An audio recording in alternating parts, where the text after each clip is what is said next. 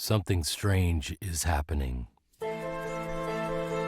We are living through the most extraordinary moment in human history. After decades of denial and ridicule, government officials and the mainstream media are admitting that extraterrestrial civilizations are visiting Earth. But there's a twist. The same people and institutions who lied about ETs and just about everything else are now framing the extraterrestrial presence as a threat. And we are seriously thinking of the Space Force. One man has been trying to warn us about this for decades. If you're seeing this, it's because I'm either dead or have been entrapped or have disappeared. Most of us are ill-prepared for open contact with an advanced ET civilization. As our expanding cosmology outgrows our theological institutions, modern human society is spiraling into decadence, narcissism, depravity, and nihilism. Catch me outside, how about that? If we want to truly understand ETs, their technology, and their intentions, we have to readdress our assumptions about the nature of reality and our relationship with the physical universe.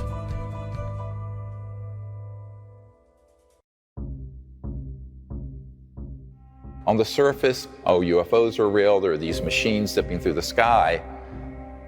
But one of the things I've always said is, well, that's interesting, and it's cool, and it's great to see them. But what's really interesting are the people on board those spacecraft. They're intelligent, they're conscious, they're here, they're interested. Why are they here otherwise? But no one has made the question, how do we develop that relationship with the occupants of the UFOs? That's what this is about. It's going from just sort of a materialistic view, there's a machine flying around the sky, and sort of a superficial view of it, to a deeper truth of who's on board, why are they here, what is their relationship to humanity, perhaps the origins of the human race. What are we to do to create a relationship with them, and how do we do that?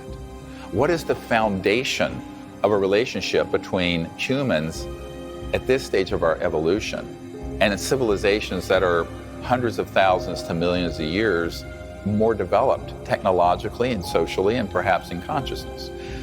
We have to find where that point of commonality is. I have put a briefing together for every president since Bill Clinton, and to the extent that they know anything, it doesn't mean they have control over these covert programs. The unacknowledged special access projects are run in a way that they are outside the purview and control of the president or the Congress.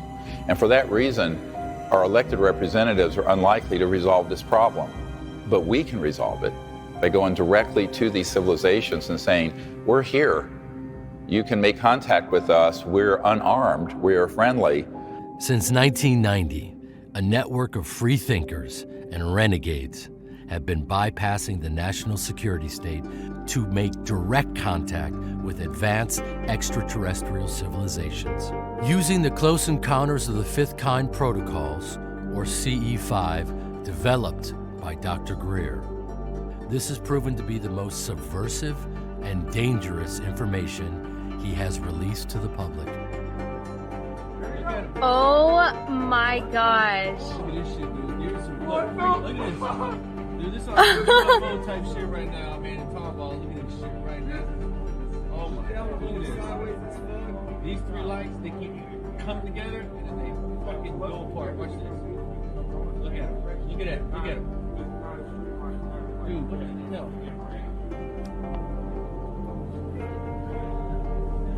There goes one. Now back to two lights. Oop, there it goes.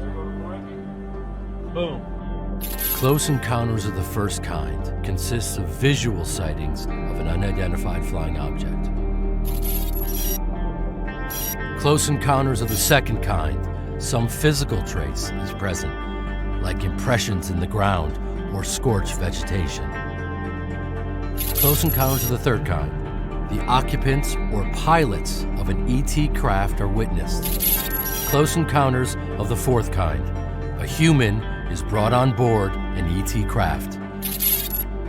Close Encounters of the Fifth Kind, proactive human-initiated communication with extraterrestrial beings. Most of the phenomena presented in this film were photographed or recorded during a CE5 contact event. For thousands of people, contact has begun. This is their story.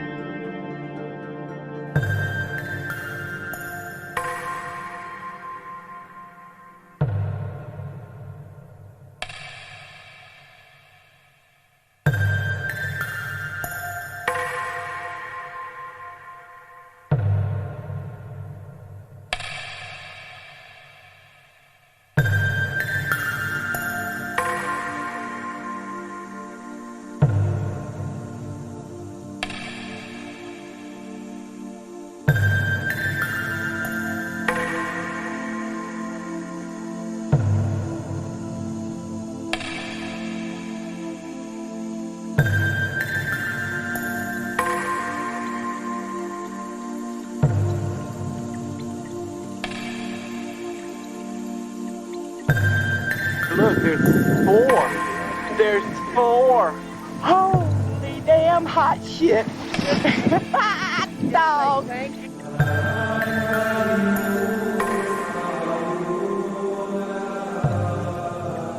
Come on, buddy, don't go away.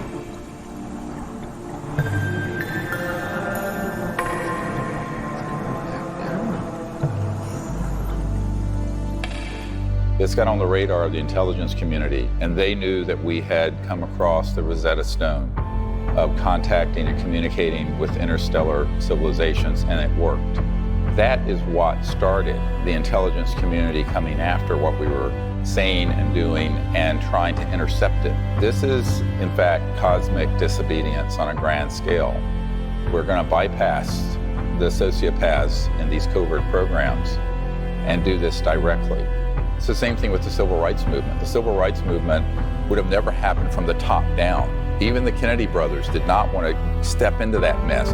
It took a mass of people, not just Martin Luther King, but millions of people all over the country doing sit-ins and lunch counter sit-ins and buses and what have you to change that direction of our civilization out of Jim Crow onto a society that is, while not perfect, is more open and inclusive than it was. Well, the same has to happen here. And to do that, we have to understand what cosmic consciousness is and what the nature of the cosmic mind is that is resonating within every single human being. Because that's the foundation for the relationship between humans and these civilizations. By doing it directly, all of us are going to know what the truth is. You don't have to go through a proxy or someone who's telling you secondhand. But it also creates a movement globally to show these civilizations that there are people on this planet who are enlightened and conscious and peaceful, which is the majority of humans. Because real disclosure is humans making contact with these civilizations directly. And these civilizations are waiting for us to do it. And so this is our opportunity. This is our moment. And it really is we, the people, that have to do it.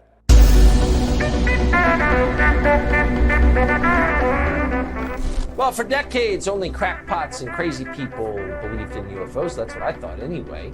And then in recent years, it turns out that governments have been taking them seriously all along. Very seriously.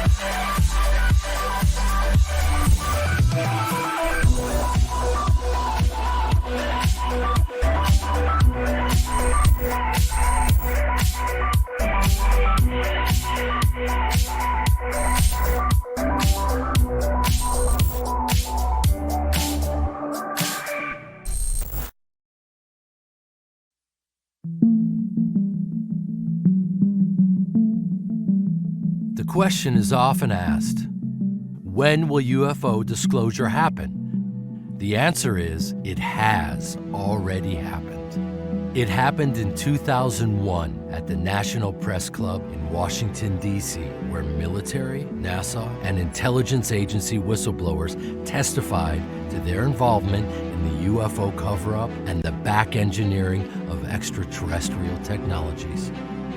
It happened again in 2017 with the release of the film Unacknowledged, in anticipation of which the CIA and the FBI published millions of UFO documents on their websites. Despite all this, nothing has really changed.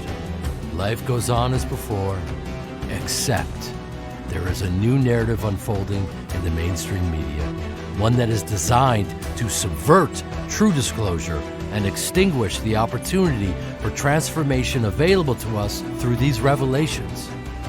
Earlier this week, the New York Times and Politico revealed the existence of a secret government program to investigate UFO sightings. It was especially focused on encounters by members of the military, like this one experienced by a U.S. Navy pilot off the coast of California. There's a whole fleet of them. Look on the ASA. My gosh. They're all going against the wind. The wind's 120 knots from the west. Look at this thing. It's rotating. Average people see UFOs, on the news, right? All of a sudden it's real. UFOs, we've been tracking them in the sky. And they go, okay, well, were the tinfoil hat people right? It took a long time for the mainstream media to finally admit that, yeah, they are in fact real. Why did we wait that long? Why did we wait for the mainstream media to tell us before we finally believed, hey, this is actually happening? And the challenge is, if there's potentially multiple narratives, how do you decide which one to go with? Back in the 1990s, I was read into or briefed on a project that involved an interagency group that had the ability to disclose the ET presence in a way that would frighten everyone on Earth and convince the public that there was an alien threat, which is completely false. It's all a lie. And that this had been developed in the 50s, and they had been developing the means and the psychological warfare to make that happen. So in the 1990s, I wrote a paper called When Disclosure Serves Secrecy. And what that means is there are two kinds of disclosures that might happen. A truthful one that is also a hopeful one, which is what I gave up my medical career to try to actuate and do. And then there's the one that is spun by the spin meisters in Washington and at the Pentagon and CIA, which runs like this. It's true, the UFOs are real. They are here as a threat. They're violating our airspace. They're a national security and a threat to our sovereignty. I'm quoting. The purpose of the program, Advanced Aerospace Threat Identification Program, was really designed to do just that. From a national security perspective, identify those things that we see and try to ascertain and determine if that information is a potential threat to national security.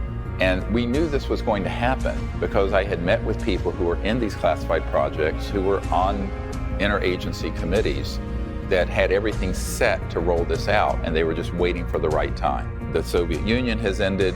We have the global terrorism, while it's still there, it's not like it was around 9/11. This is the next big thing that they want the public to be afraid of. When a pickpocket meets a saint, all he sees are his pockets. Or like if you're a hammer, everything looks like a nail.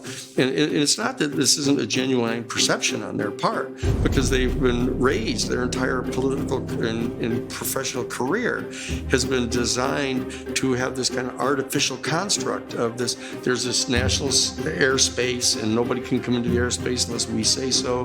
And they've got this super control mechanism going. And they're right at this really important place right now where they're attempting to establish a kind of one world government. That they've gotten the communication systems up, the transportation systems up, and they want to establish a planetary government. And there's nothing that is going to motivate the creation of a one world government like the discovery of an ultimate other. Ronald Reagan was standing in front of the United Nations. He said it right out. Perhaps we need some outside universal threat. I occasionally think how quickly our differences worldwide would vanish if we were facing an alien threat from outside this world. He was silly enough to say it. You know, that's part of his naivete. But the fact is, that is their agenda. Legendary civil rights attorney Daniel Sheehan has spent over 50 years fighting the national security state. The Pentagon Papers and the Iran-Contra scandals are but two of his many landmark cases before becoming a whistleblower and legal counsel for the Disclosure Project in 2001. It's helpful, of course, for them to say, oh, UFOs are real. That's quite helpful. We've been trying to get people to understand that now for the last 30 years. But it's all immediately wedded to this fact that they're this horrible threat. And so we have to come forward with a positive set of programs, a positive vision for this. And that's what I'm trying to help get the Vatican and the Jesuit order to become involved in putting forth, a discussion about the theological and philosophical challenges that this presents to us. But it's not a national security threat.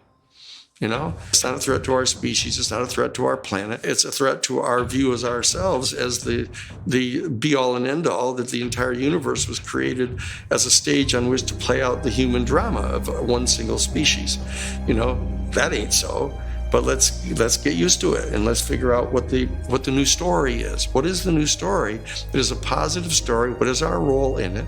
We may not be the star, of it, but we're a good supporting character in the unfolding of our universe. And let's figure out what that story is. The success of Unacknowledged, which has been seen by hundreds of millions of people now. Have you not watched Unacknowledged? What is Unacknowledged? You got to watch Unacknowledged. What is that one? Okay. You got to watch Unacknowledged. What is it? You got to watch Unacknowledged. Is that Stephen Greer movie? Caused a reaction within the intelligence community of the United States. And so what the major media has begun to do is to cooperate with the intelligence community in reporting all this information out, but with this peculiar spin, very subliminal at this stage, that it's a threat. The project was called the Advanced Aviation Threat Identification Program, run by an official named Luis Elizondo. I think this is a national security imperative. We have clear things that we do not understand how they work, operating in areas that we can't control. One of my first cases coming out of law school was for NBC to establish the right of journalists to protect their confidential news sources. I did the amicus briefs for the New York Times and the Washington Post, and also for CBS and ABC. And it was at that time that I began to realize that there was this close working relationship between the board of editors of the New York Times and the national security community. That there's conversations going on all the time between the board of editors and the national security people. And we actually got an affidavit from Teddy Sorensen saying that, oh yes, the national security state, the CIA and everybody consult regularly with the New York Times to get them not to tell information about covert operations that we're engaged in. I was surprised to find that out at that point. I began to do an investigation about this as the lawyer for the Times now and for NBC, and found out that there were 42 full-time Central Intelligence Agency or NSA people employed by the major national news media. And they had a whole entire project called Project Mockingbird. And that they were deeply embedded with the major national news media, and they were constantly, from their point of view, safeguarding the information that was going to be allowed to get out. And it was quite clear that they viewed themselves as all part of the same basic fraternity. They all shared in the patriotic vision of the Central Intelligence Agency being able to go around the world. The thing we had the biggest challenge with on the Pentagon Papers case is they didn't want to reveal the fact that there was a massive assassination program going on, and it was being funded by heroin trafficking, to keep it away from the congressional funding investigations, etc. I thought this was a terribly newsworthy thing to tell about, but it was beyond the pale. That was not to be talked about here. You can talk about how bad the Vietnam War was, and even the fact that they lied about the Bay of Tonkin incident, but not this. Even the Air Force Office of Special Investigations officer, Richard Doty, admitted that he would bring bags of cash to national security editors in the major media to get their cooperation in this narrative.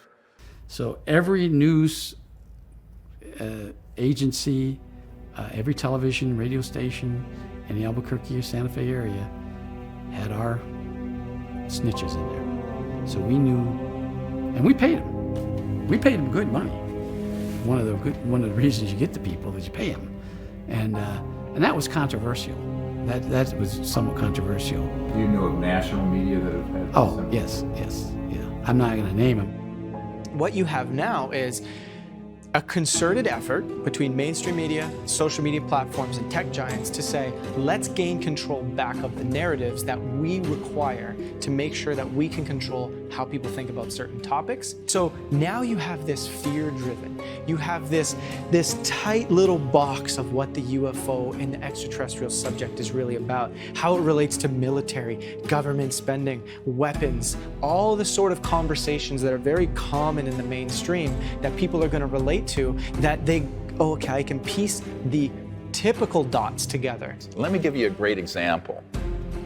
If you look at a lot of the Disclosure Project materials, which is beyond the scope of this film, we identified dozens of people who were at intercontinental ballistic missile, nuclear silos, nuclear weapons areas, who had UFOs come in to those areas, surveilling them, but in some cases rendering those missiles unlaunchable. Now, most of the men that were in those silos have said to me personally, they felt that these ETs were saying, please don't blow up this beautiful planet. But if you do, if you go to mutual assured destruction, the full launch of nuclear weapons globally, we can intercept a lot of them so that you don't go to a full extinction level event. They felt that it was actually a very hopeful thing that happened. Meanwhile, people came along, took the same data, the same cases, and spun it into a national security threat. One set of facts, two narratives, diametrically opposed, opposite. When I got involved in the issue of the UFO issue and the ET issue, starting in 1977 with President Carter, I realized that the work that I was doing was characterized by the national security state as a target for counterintelligence activities. When I see this thing happening with this To the Stars Academy, where they suddenly appear on the front page of the New York Times, and the CNN all of a sudden wants to talk with them, and they're on MSNBC and all this kind of stuff, I immediately kind of realized, wait a second, this is part of what I've been worried about coming out, because they were constantly spinning this story that this is a threat. My name is Tom DeLong. A lot of people know me from my band Blink-182. I started that band when I was 16. Through a series of meetings, I was soon connected to a large group of U.S. government officials from the CIA, the Department of Defense, and Lockheed Martin Skunk Works. These guys were the ones involved in the secretive U.S. government programs that dealt with these subjects. What's happening is the To the Stars Academy people, who are all, Jim Simi Van, who's there, the chief of covert operations, domestic for CIA, which in and of itself is totally against the law. The National Security Act of 1947 completely, clearly, and unequivocally prohibits any kind of covert operation stateside. But here, that's who he is. And there he is there. And you got the guys from the DIA and the Defense Department and Hal Puthoff and stuff. And they're all there. And what they're doing is they're putting this intense spin. Every single thing they talk about all has this kind of gestalt to it, that this is a threat. And it very well could be a threat. It's a threat to our national security. It's a threat to our airspace. It's a threat to our sovereignty. It's what it is. It's a threat to our dominion over our own planet. And of course, they think that's their job. Our job is to assert full spectrum dominance over the entire planet. We actually have the documents from the 1992 United States Defense Department Policy Planning Guidance document, where they said that right at the dissolution of the Soviet Union, said, oh, we've got to not cut back on our military spending. We have to increase it so we can establish full spectrum dominance over the planet. And so you know what their agenda is, the national security state. It's not for the defense of our sovereignty. The danger of this, of course, is that this is exactly what all fascistic demagogues do to an innocent target, whether it be Jews in Germany or African Americans in this country. They will create sort of a boogeyman effect to try to get people mobilized against it. You one ugly motherfucker.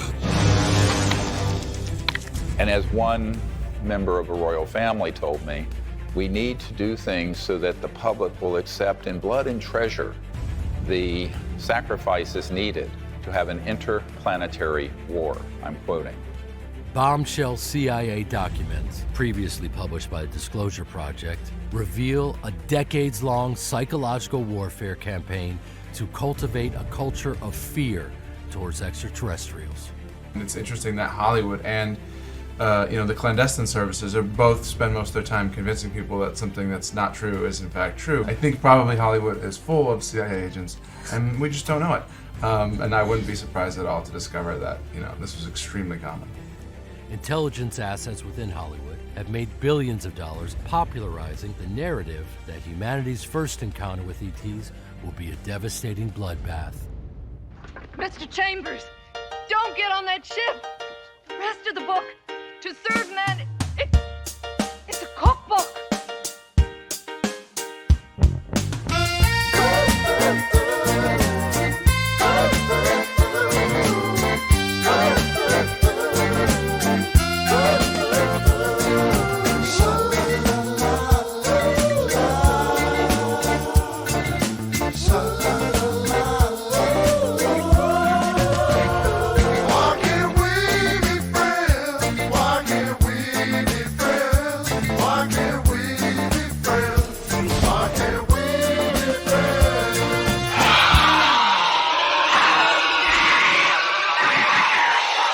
Let's go out into space and look at our planet over the last 100 years.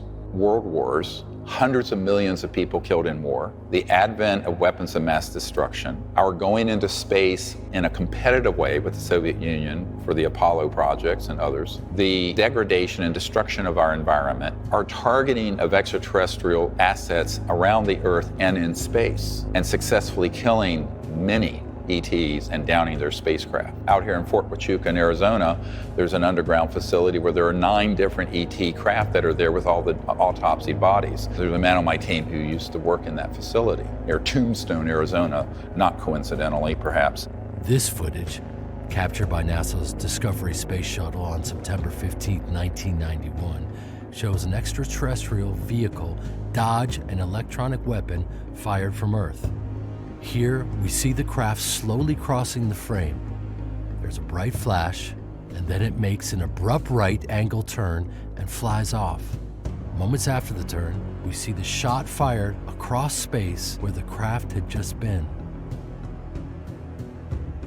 Knowing all that, if they were hostile in the way we think of an invading hostile force, that would have been made abundantly clear to us the day we detonated the first atomic bomb. The fact is they have shown remarkable restraint, almost a level of a Gandhian pacifism, not to have pushed back. So the threat isn't extraterrestrial, the threat is covert human. These secret projects are an existential threat to Earth, the environment, and to our peace in space and relationship with these civilizations. I remember being at Wright-Patterson Air Force Base, where a lot of the Roswell stuff ended up, and it was the Foreign Technology Division of the Air Force. And I was there to do a briefing, and the colonel said, well, what if these civilizations are a threat? He was trying to bring me into that view. And I said, sir, with all due respect, given the galactically stupid things you have been doing, if they were a threat, you would know it by now, and we would not be having this conversation and breathing the free air of Earth. It would have been point, set, match, over. What are the technologies that would permit an interstellar civilization to go from one star system to another?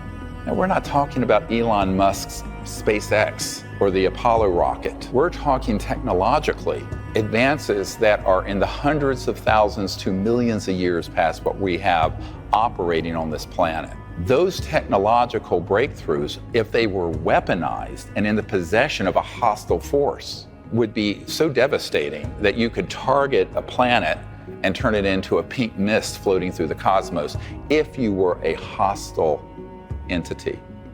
What I have discovered in our contact with these civilizations, and we have had many hundreds of contact experiences with our CE5 teams around the world over the last 30 years, is that none of them are hostile, but quite a few of them are very concerned about our hostility and are doing things to try to contain that. But our destiny beyond the Earth is not only a matter of national identity, but a matter of national security. It is not enough to merely have an American presence in space. We must have American dominance in space. They want to project out into the stars their dominion. Our job is to get people to understand that that is not what our mission is as a human species.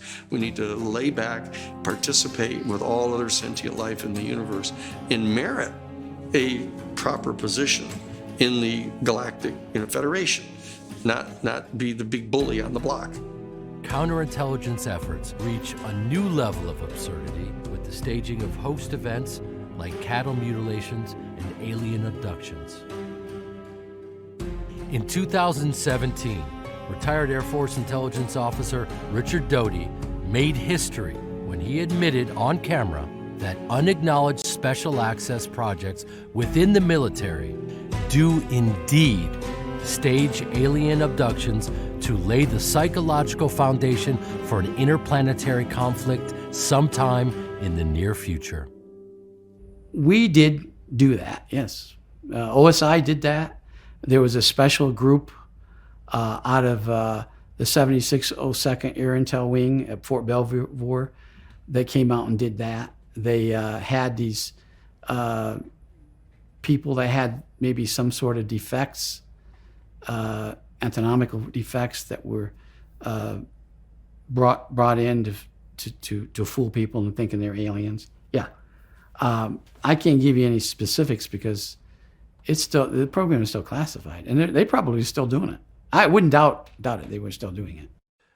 This corroborates what dozens of other insiders have disclosed to Dr. Greer, but they're too afraid to testify on camera.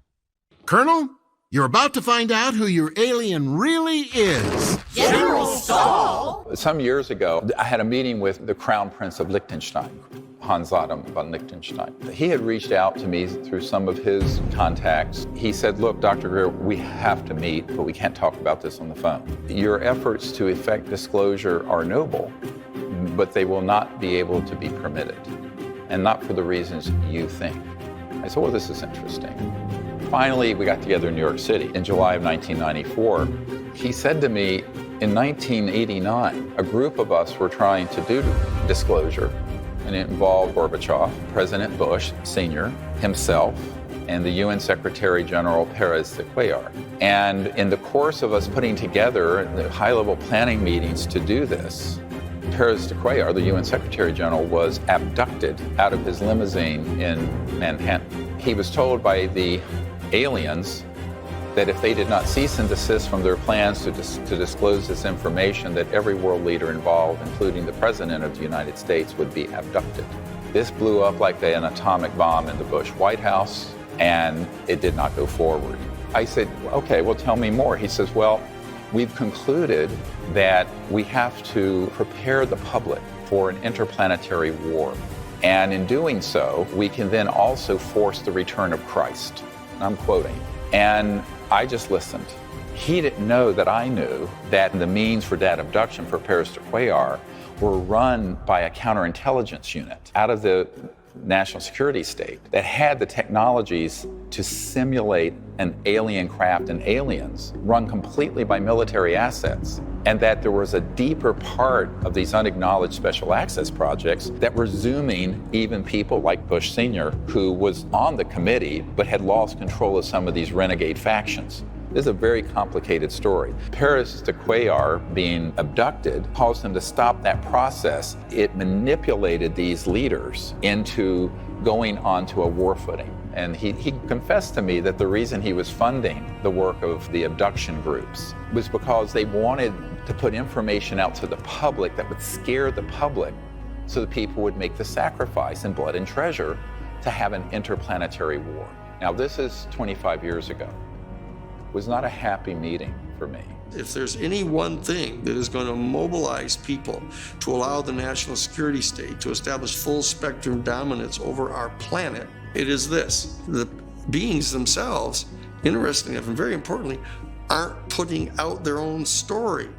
They're not doing that yet. They're trying to get us to understand it. They're trying to give us warnings. They're trying to help raise our consciousness, which is a critical part of this entire operation going on, and trying to get us to do this for ourselves. That's what this is all about. But the national security state realizes that that's a slower process, so they're now trying to hurry this up. There's a kind of an emergency process underway right now. Make no mistake about that. When I was briefing the director of the Defense Intelligence Agency, the very first thing he asked wasn't about this subject. He looked at me, he says, "Dr. Greer, what we don't understand is why you haven't killed yourself yet." He said, "Well, my dad knew about some of this way back in the 60s. No one would do anything about it." So he took his revolver and ate his gun and blew his head off. Now this is a 3-star general telling me this story in the first 10 minutes we're together. I said, "Well, I'm sorry that happened to you, but I understand where your dad was coming from." Because it's sort of this,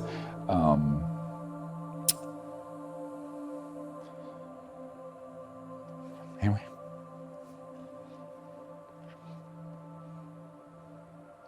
Oh, take a breath.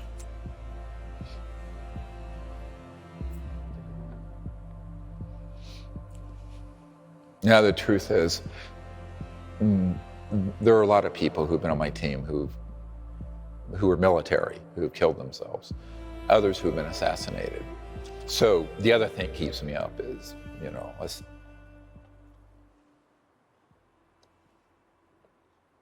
survivor guilt.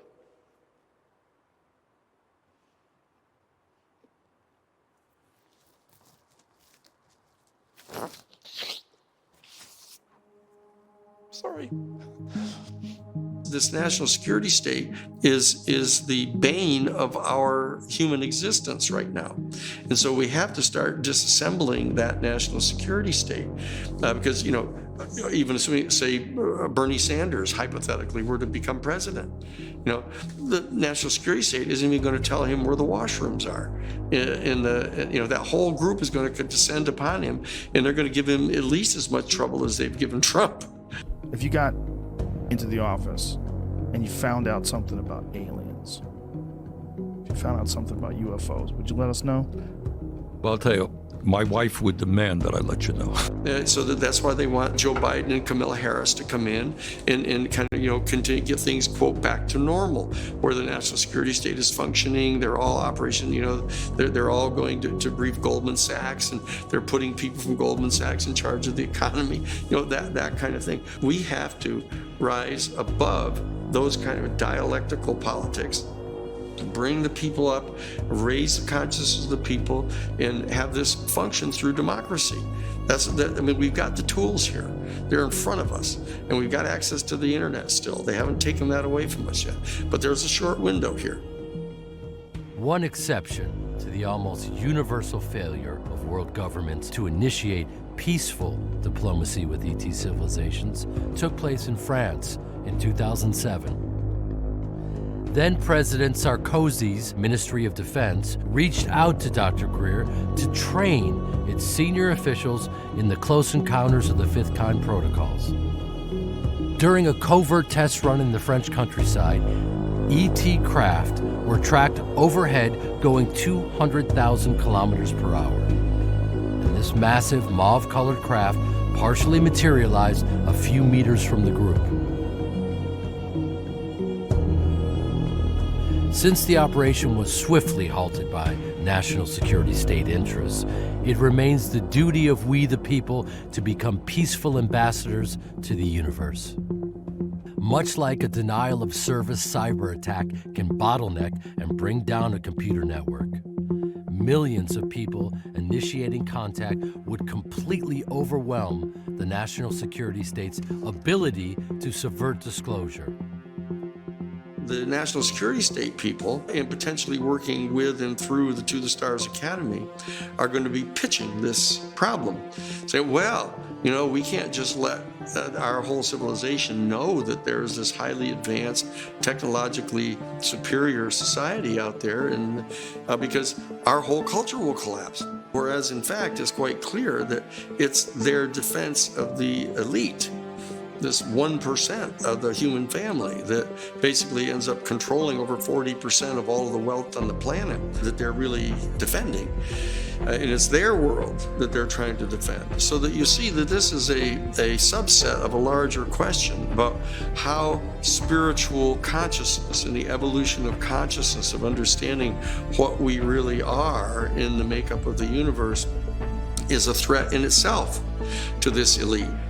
because that is the dissolving away of these kind of differences among ourselves, and this coming into a full ownership of our proper place in the universe puts these people out of business as the ruling elite. And so that the raising of consciousness of our human family is so closely related to the opening onto the extraterrestrial experience that both of them together are viewed as a threat by the elite. What they're afraid of is that this is such an accelerator as people have these repeated contacts with the extraterrestrials, their whole consciousness starts to rise. They start becoming aware of the fact that we're damaging our environment. They can become aware of the fact that nuclear weapons are kind of an insane thing to have. War is a really bad idea. This is a spiritual experience. It's a spiritual stimulation that's coming. If you take someone from Italy and someone from Japan, very different cultures, very different people, personalities, backgrounds, emotional temperament. Now, extrapolate that out across the cosmos. Think of the vast differences we're going to be.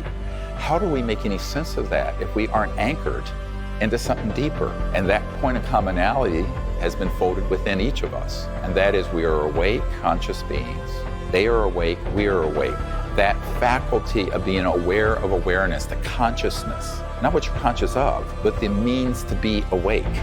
That is a singularity. And once we're anchored into that state of consciousness, the unitive state, then there aren't any aliens. There are just other people who are a little different from us. This is the point where we can make contact most easily.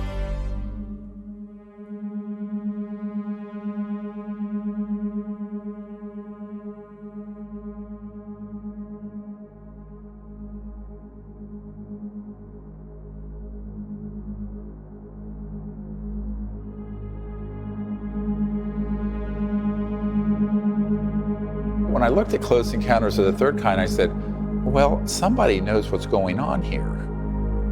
Because it had a lot to do with the telepathy, the sort of dreams people had that led them to the Devil's Tower in Wyoming, all this. And I then found out that Spielberg had actually had a man, J. Allen Hynek, who was the head of Project Blue Book for the Air Force, who was the chief consultant who opened up files for him so he could make that movie almost like a docudrama. In 2011, a CE5 group at Joshua Tree National Park successfully contacted an entire flotilla of ET craft. In the unprocessed night vision footage, we see what appears to be two distinct craft. But image enhancements reveal that these are two parts of a superstructure or mothership surrounded by an entire fleet of ET vehicles. How is this possible? It is not possible to simply crowbar extraterrestrials into our traditional, relatively primitive view of reality. In order to make sense of things, and indeed, in order to make contact, we have to pause and readdress our assumptions about the very nature of reality. This is an essential reflection which reveals that the mystery of extraterrestrials is but a signpost that points to a far more profound and intimate secret, one with the power to transform us and the cosmos forever. One day I went to my mailbox and I got out a little flyer and it said, we're inviting you to a meeting with Ben Rich, the chairman and CEO of Lockheed Skunk Works, former UCLA alumni. He'll be speaking to the engineering alumni group about his time at the Skunk Works. So as he was finishing his talk after about 45 minutes, his last slide was a black disc zipping off in outer space. And he ended the talk by saying, we now have the technology to take ET home. And the whole room burst out laughing. We said, did he just say that? And as he was walking away, I followed him and I said, Ben. He turned around and looked at me and I said, Ben, I'm really fascinated with what you had to say today. And I said, I would really love to know how these craft, how we would do that. What would we use to get to the stars? He looked at me, trying to figure out who I was, I think. And he said, well, let me ask you a question. How does ESP work? And I was really taken back because frankly, I was asking a question. I wasn't expecting to get a question back. So the first thing that popped in my mind was all points in space and time are connected. So I fired that answer back to him. I don't know, all points in space and time are connected. He said, that's how it works. He turned around and he walked away. This astonishing admission from a top military industrial complex insider proves to be much more than a simple analogy. The physics of UFOs, how they travel and communicate through interstellar distances, how they generate power, how they're manufactured, is beyond the grasp of unclassified mainstream science. Instead, a model of reality that accounts for ESP is the only model in which we can begin to comprehend ET technology. If you're traveling beyond the speed of light, I call it the crossing point of light. It's like this beyond the sound barrier. Well, there's something beyond the light barrier. And you're going from, say, the Andromeda galaxy. That's 2.5 million light years away. So at the speed of light, it would take 2.5 million years for them to get here. The speed of light's too slow. You cannot go from point A to B through the cosmos through a linear system of transportation. Moreover, you cannot communicate through those distances with something at the speed of light, which is what your cell phone and all these radio frequency electromagnetic communication devices we use now on Earth are using. Any civilization that is here, that is interstellar, by definition is transdimensional. They're passing through other dimensions and dropping out of linearity and going from A to B, boom, almost like a teleportation where it's that resonant effect from point A to B.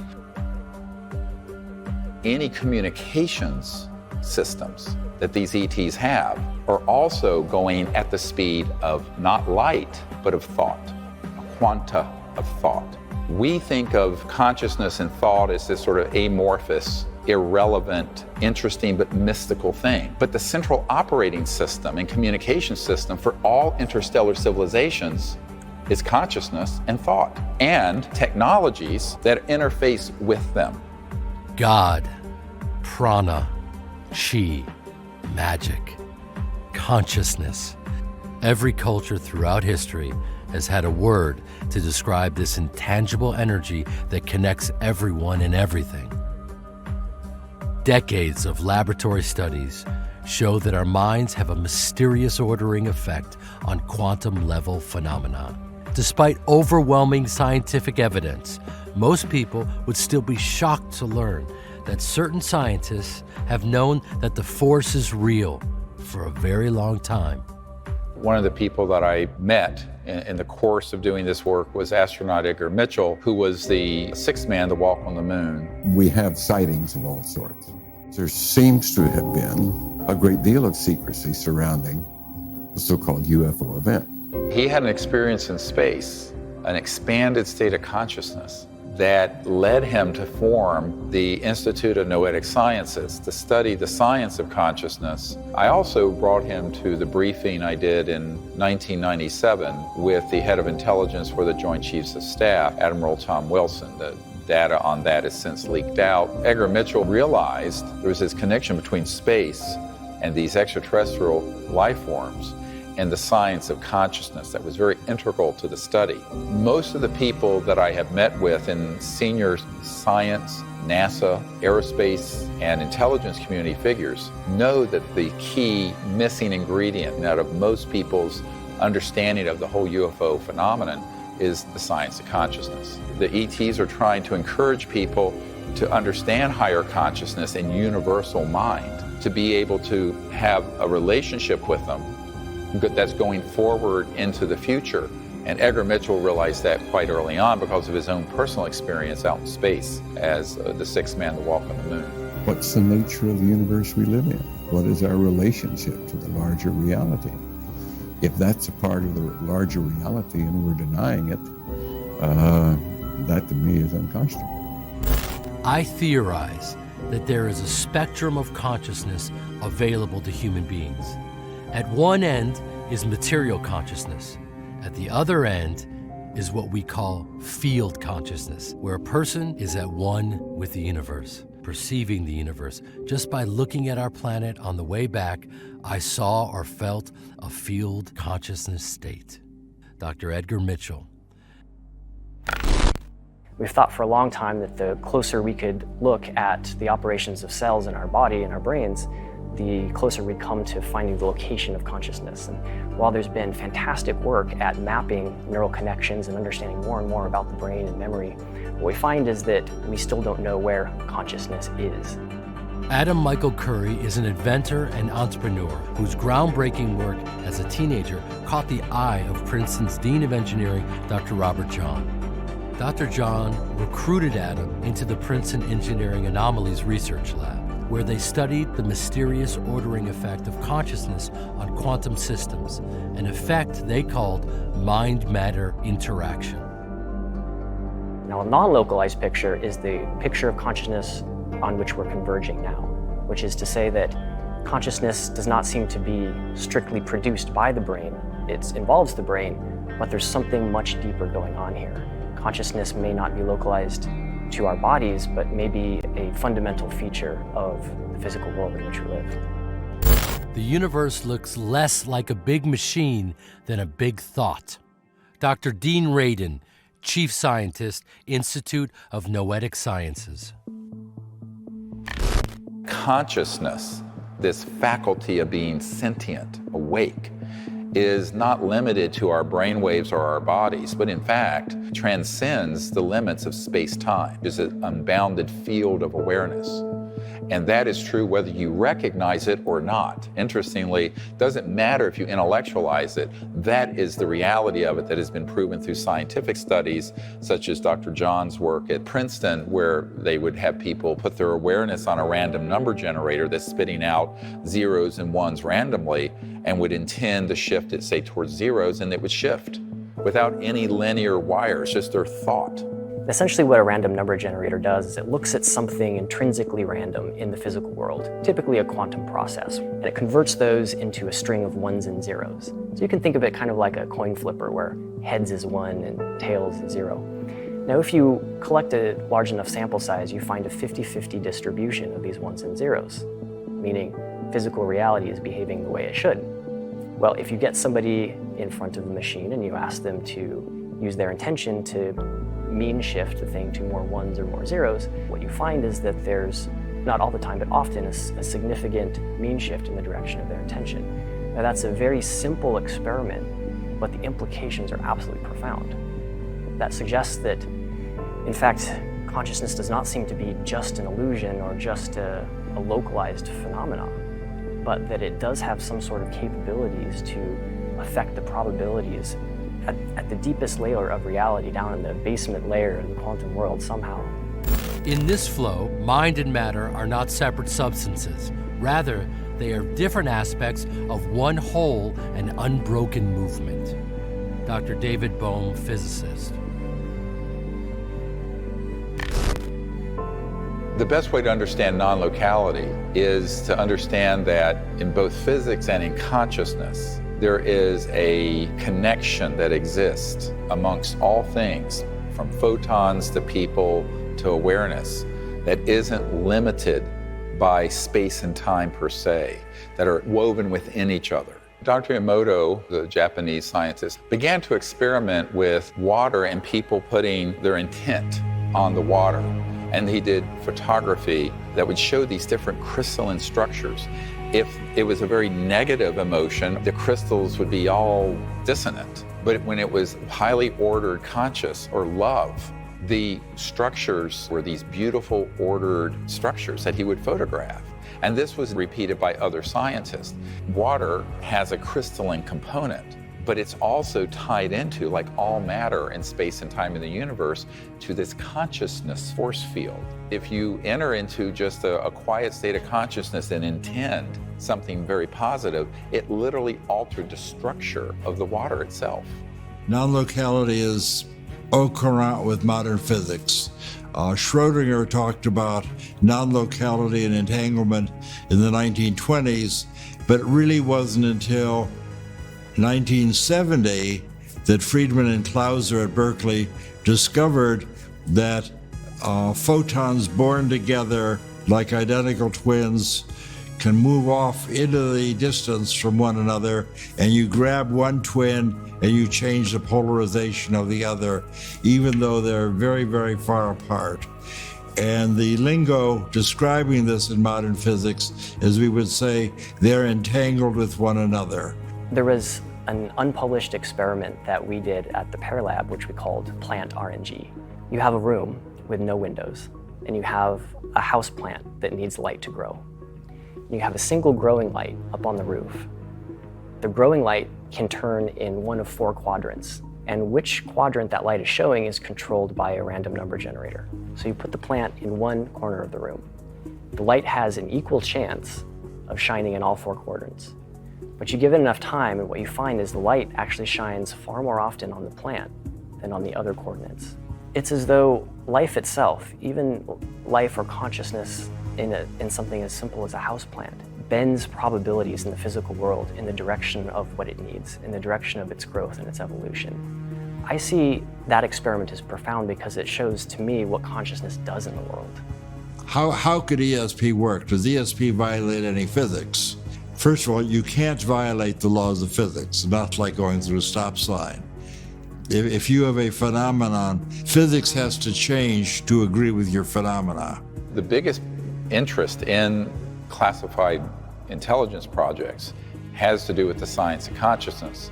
Because even during the Cold War and before, in World War II, they realized that there were people on the other side of some of those conflicts that were very adept at what's now called remote viewing, the ability to use consciousness to spy on a remote place.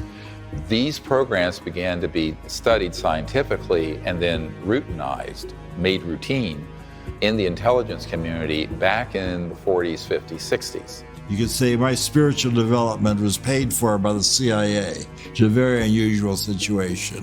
In 1972, Dr. Russell Targ, a laser physicist at the Lockheed Missile and Space Company, joined the Stanford Research Institute to begin a CIA-funded psychic espionage program using remote viewing to gather intelligence on distant targets.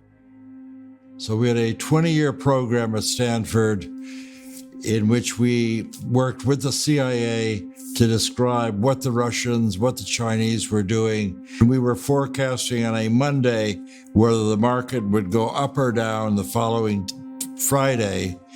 And we made 9 forecasts like that, 9 weeks in a row, and they were all correct. We made $120,000 and were on the front page of the Wall Street Journal. So back in 1982, when we were making money on Wall Street, ESP was real. Everyone who is seriously interested in the pursuit of science becomes convinced that a spirit is manifest in the laws of the universe, a spirit vastly superior to man, and one in the face of which our modest powers must seem humble. Albert Einstein. We didn't invent remote viewing. It was known since biblical times. The Buddhists spoke in very great detail about how to quiet your mind, look into the future, and if you're an accomplished meditator, you were expected to be able to see into the distance, see into the future, heal the sick, and diagnose illnesses. And various times during the next millennia, people would discover that yes, indeed, you can look into the future, you can look into the distance. And our operation from 1972 to 1995, 23 years, our venture into this was a rediscovery, a recapitulation of what people had known and forgotten during the previous millennia. Religious traditions and the emerging scientific paradigm are converging on this personal experience of universal consciousness. Dr. Greer first glimpsed this reality during a near-death experience when he was only 17 years old. You know, if you've died and you know there is no death, then you have no fear of it. And until you have no fear of death, you really can't live. I realized that the consciousness whereby I was awake, that drop of my individual awareness could merge with the ocean of unbounded cosmic mind. So that experience taught me that there's nothing to be afraid of, and there's nowhere to go because you're already there.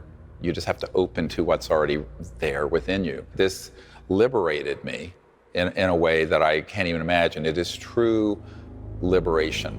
Now, you don't have to drop dead like I did to have that happen. I think you can experience that through this deeper experience in meditation. And that's why, after I had that near-death experience, I thought, how do I get back to there without being deathly ill? And so I began to learn how to do meditation. Because the whole universe is actually folded within every single conscious being. It's like a quantum hologram. But if you look at it, every single sentient being in the cosmos has folded within the structure of their consciousness, the entirety of the cosmos, everything.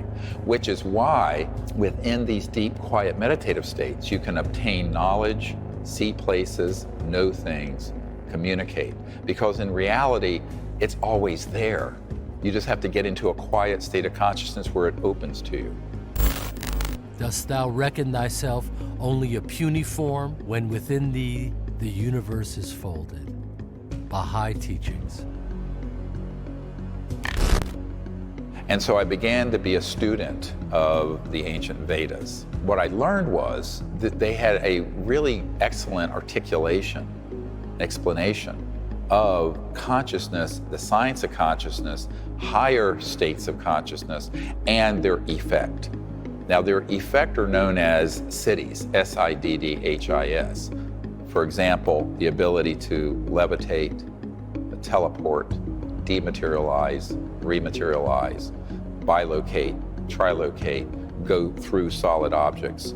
These are all things that develop spontaneously as you enter into deeper and deeper and higher states of consciousness. Precognition, telepathy. And these were not considered exotic phenomena. These were considered abilities that were available to the experienced meditator. It's just part of quieting your mind, part of the practice, and it's all available. We have to participate in consciously evolving these faculties that we have that can directly experience dimensions of reality that at the present time are out beyond our direct, immediate sensorial system. That's what we're engaged in. That's what this is all about. And that's what these beings are. These beings obviously probably come from like a red dwarf star, some of them, where they've been around 10 billion years longer than we have. And so they've evolved these other faculties in addition to being able to see and touch and taste and do the things they do. You know, and so people are saying, what is our relationship to these beings? Why is it that they even look as much as they do like us, or why we look like them? These are all profoundly important questions of our relationship with other sentient life in the universe, and to understand our place in the order of things. When you accept what this science is showing us, that we are all connected, and you then say, well, hold on a second, if we're not just connected with human beings, but we're also connected with the plant life, with the planet itself, with the entire animal kingdom, and you begin to develop that deeper sense of empathy with all that, who's to say that that interconnectedness doesn't extend to all the other planets, to the cosmos? If we share that with extraterrestrials, what does that world look like? If consciousness and thought can affect something at a distance, and at a very great distance, even many miles or thousands of miles away, instantaneously, what does that mean for us communicating with a civilization that is centered in the science of consciousness? And that is their chief operating system. It's not electromagnetic, they use it, but it's beyond that. So now add to everything we know about the internet and communications and telecom, and then add a deeper level of trans-dimensional physics that involve electronic devices very clearly picking up intended coherent thought. That's what you're dealing with. It's like Dr. John's random number generator experiment on a cosmic scale, but at a level of perfection where there's precision with the thought that you project to it, its reception, and then its activity. Interstellar civilizations are using consciousness-assisting technologies and technologies that assist their own consciousness, both, in all their travel and communication systems. The central operating system for any interstellar competent civilization is the science of consciousness and all the physics that go with that. We can see an early example of consciousness technology in the Mind Lamp, developed by Celeron. This prototype integrates a random number generator into a color-changing light. Think of a color, and the lamp turns that color.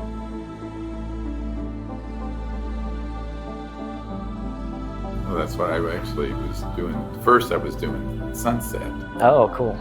This basic interface between mind and machine points to a deep interconnection between all things that science is only beginning to recognize. It's the means for us as a civilization to be anchored in something more profound than the superficial aspects of being, say, human. Because humanism isn't enough, because we're dealing with non-human life forms.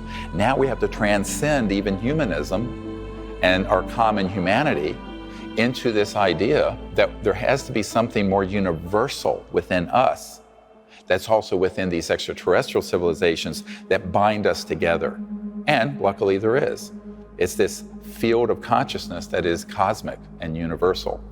And that's what's inside everyone. It doesn't matter if it's a homeless person on the street or an MIT professor. If they are conscious and awake, the entirety of the cosmos is folded within them like a conscious quantum hologram, because consciousness isn't limited by space and time. People say, where do I have to go? Well, first you have to go within yourself, but you have to understand what yourself is. And there's your individual ego and self, but there's this deeper aspect of ourselves that is simultaneously interwoven. And when we go deep in meditation and connect to that, then we have reached the point that we can be an ambassador to the universe, because we have become universal.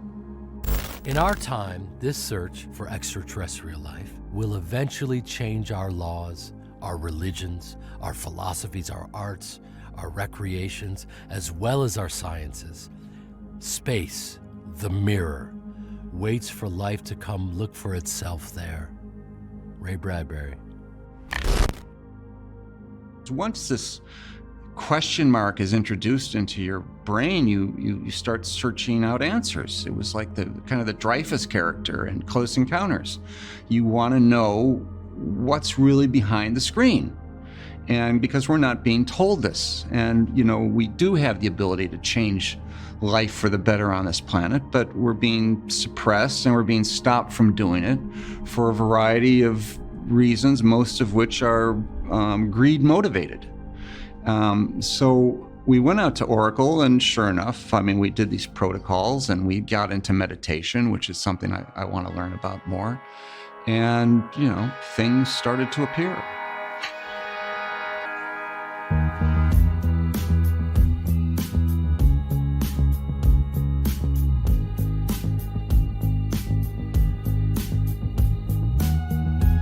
Wow. Oh, no. Oh, and it's fading out. Yeah, it just went away. It just faded out.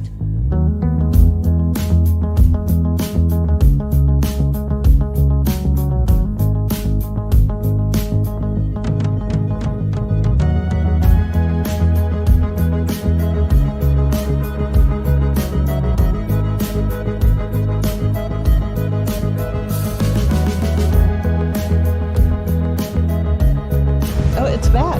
It's back. Yeah. Right here. It just went out again.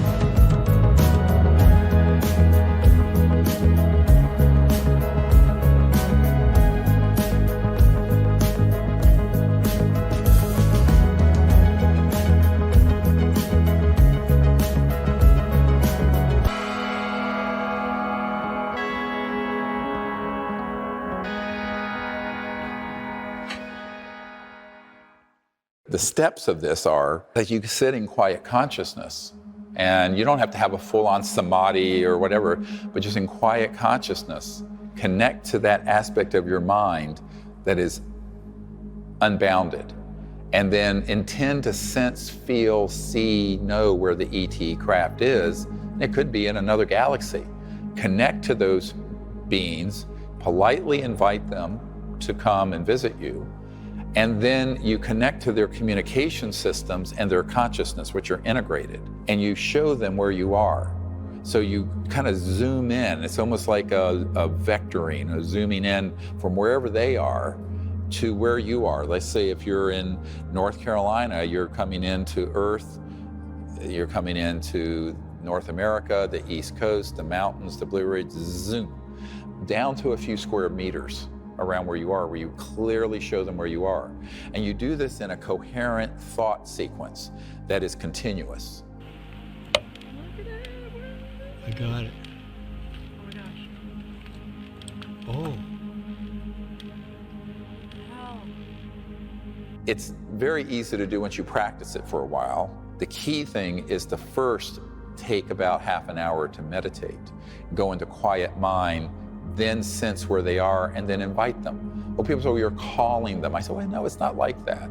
You're actually making contact in consciousness and thought before they arrive in their craft or transdimensionally around you. And when the ETs approach us most profoundly is when everyone in the team is in a coherent state of consciousness and are clearly doing this with the intent.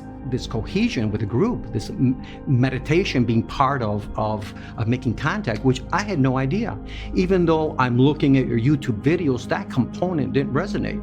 It was my scientific brain saying, well, I'm gonna go look at UFOs. What happens in these groups is there's a coherence between a bond between the group. And when there's a love and a connection there, it enhances the part of making contact because we're together, we're one, there's like a fine love there between all of us. The second or third night, we had the twin ships come, from the Atlantic Ocean, 9:10 at night. Here's all of a sudden this ship comes in and it's like the size of the sun and it's pulsing. And Dr. Greer, you signal it with your laser and then a second one manifests and they're both pulsing. At that point, my hair is standing up. I have the chills. I'm going, this is amazing. I'm like, it's to actually witness something firsthand as opposed to seeing it in television or see photographs. It's mind-blowing. For me, it was so profound. I couldn't sleep that night. I was just amazed, but the amazement was that not that I saw it, and actually I needed that because I have that mindset, but the feeling you got. I got this incredible feeling. You have these two ships, and then I can't explain it. It's just an emotional state. I was so taken by it. Once you see something, you can't unsee it. It sort of shattered my small view of the world, and I became aware. Learning the protocols and making this kind of contact has really helped me move up a notch spiritually. I really feel that it's helped me to really see the oneness in all things. When you're sitting under a blanket of stars, you're really part of it. I mean, it's... You feel you're a little drop in that huge ocean. Sorry, it's emotional. You have to experience it, but I wish for everybody to have that opportunity. Mind is a wave of the ocean of being. Maharishi Mahesh Yogi. When I first started out, it was shocking. The first few orbs I saw, the phenomena I saw, changed my entire paradigm. The first sighting was an incredible triangle formation of 3 golden spheres over my apartment in Newport Beach, California.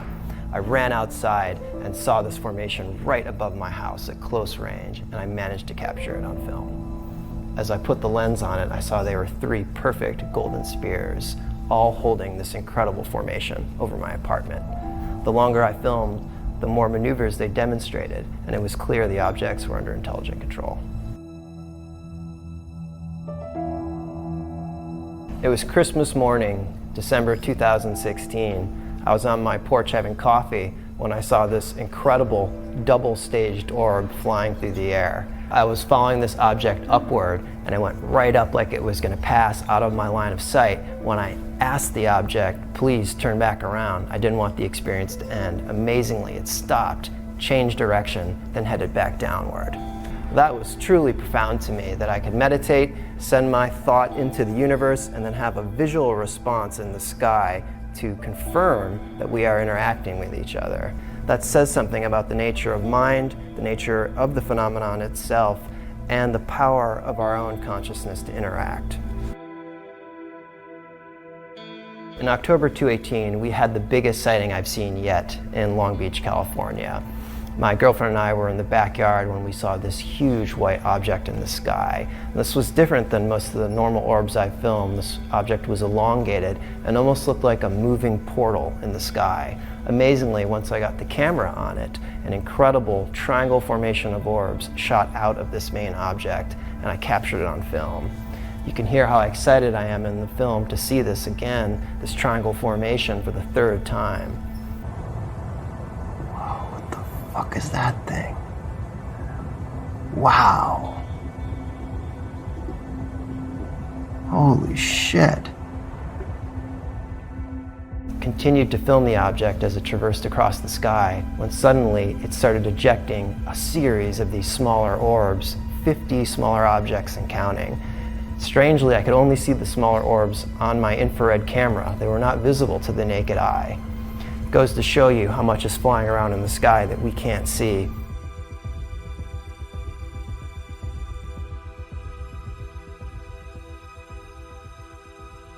About 6 months after I had the near-death experience and I began learning meditation, I was sitting up on a mountain up in North Carolina, and right before sunset, I looked over towards the southwest and I saw a beautiful silver disc, seamless, close encounter of the first kind. It looked exactly like the ET craft I'd seen when I was 8 or 9, when I was a child in North Carolina, which actually ignited my interest in all of this. So I said, oh, well, they're back. I didn't think much more about it. So I sat to meditate, and I went into this very deep meditation. By the time I came out of the meditation, it was very pitch dark, and there was the whole Milky Way galaxy was above my head, and a thought was sent into me that was very clear. It wasn't my random thought or hallucination at all. And it said, behold what a beautiful universe God has made. And with that, I went right into the state of consciousness that I was in the near-death experience, except now I'm awake and standing on the mountain. And at that instant, I became aware that there was sort of a glow, an energy field right below the peak and through the forest. I thought it was a deer standing on its hind legs, and it had these beautiful deer-like eyes.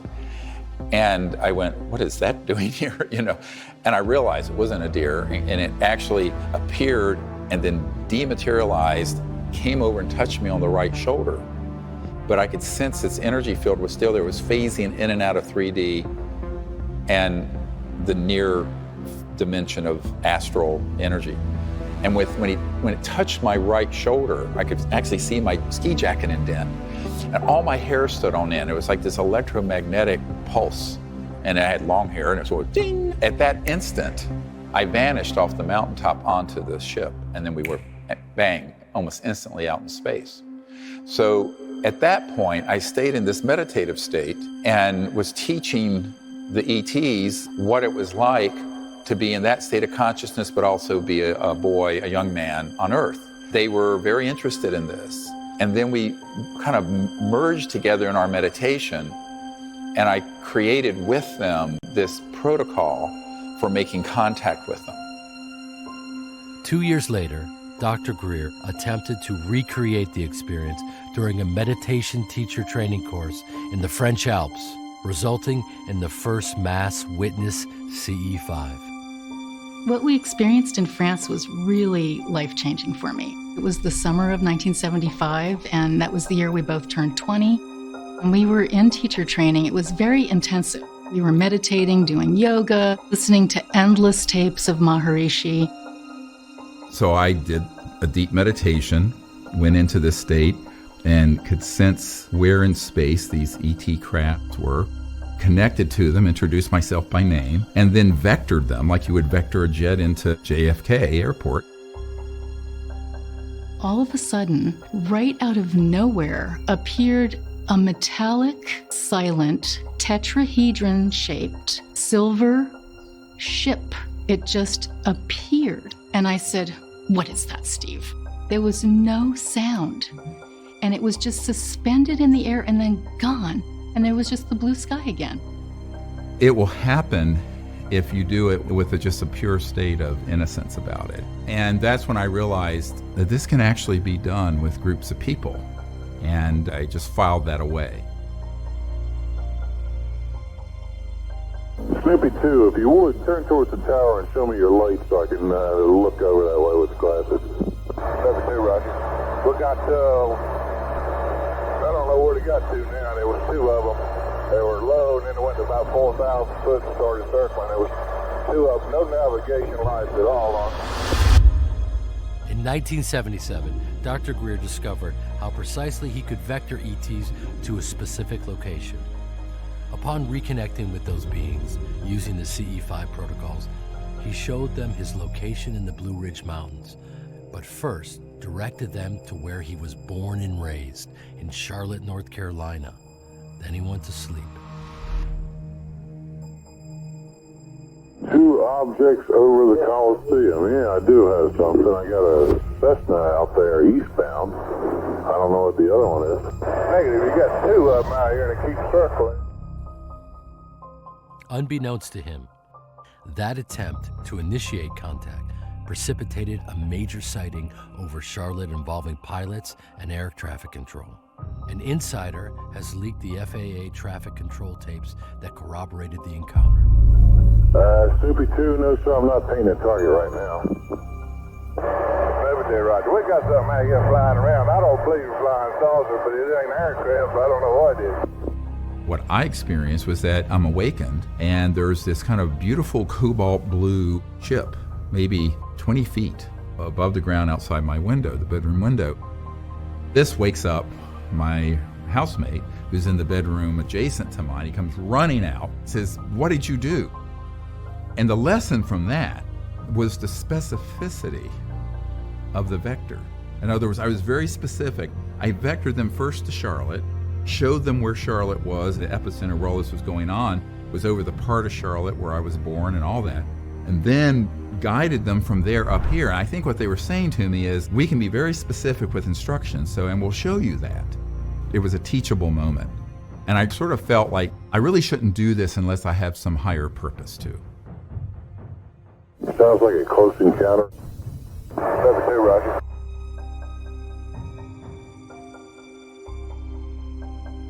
In 1990, he formed the Center for the Study of Extraterrestrial Intelligence to disseminate the CE5 protocols and establish peaceful and sustainable relations with ET life forms. 2 years later, Dr. Greer and his team went up to Woodborough Hill in Wiltshire, England. There, they visualized and thought a geometric pattern symbolizing the trilogy of components that make up the CE5 protocols: thought, light, and sound. Immediately, this crop circle appeared in the field nearby.